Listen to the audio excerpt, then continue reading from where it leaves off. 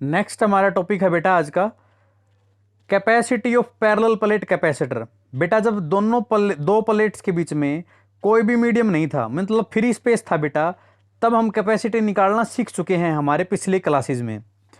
पिछले video lecture में आपको मैंने सिखाया था पैरेलल प्लेट कैपेसिटर की कैपेसिटी। दोनों प्लेट्स के बीच में जब कोई भी मीडियम नहीं है तो मैंने सी के साथ नोट लगा दिया। सी नोट होता है ए एप्सिलॉन नोट ओवर डी। आज हम पढ़ेंगे बेटा दोनों प्लेट्स के बीच में कंडक्टिंग स्लैब डालेंगे बेटा। Capacity of parallel plate capacitor with conducting slab. ये देखिए बेटा आप कैसे हम इसको सोल्व करेंगे।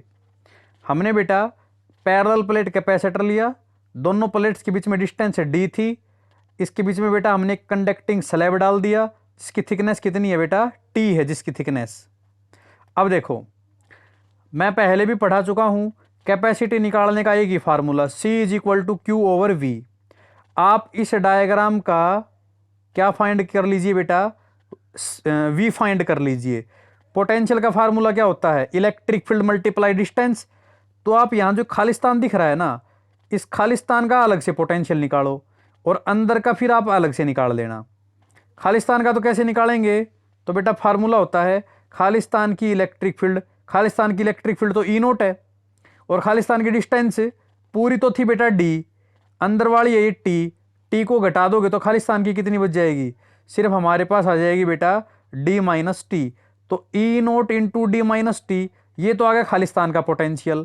और अंदर का, इस स्लैब के अंदर का कैसे निकालोगे, तो स्लैब के अंदर की इलेक्ट्रिक फील्ड ई और मल्टीप्लाई स्लैब की थिकनेस है टी। अब अगली बात सुनी बेटा, ये तो क्या है, कंडक्टिंग स्लैब है और कंडक्टर के अंदर तो इलेक्ट्रिक फील्ड क्या होती है, जीरो। ऐसा हम पढ़ चुके हैं बेटा पहले।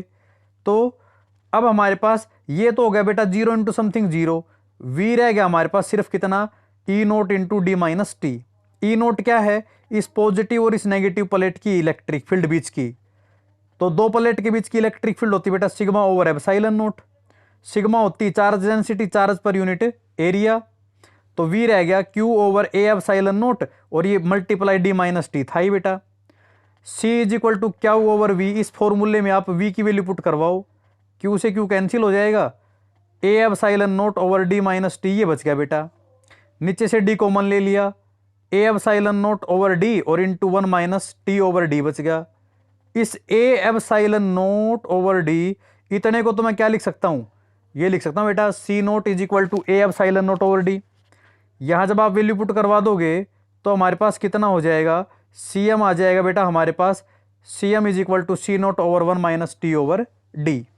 तो ये था बेटा आज का हमारा कंप्लीट क्लास। इसको आप रिपीट करके 2 बार देखें, कंप्लीट आपको समझ में आ जाएगा। अब बेटा इन से आप PDF फाइल से आप अपने नोट्स प्रिपेयर करें।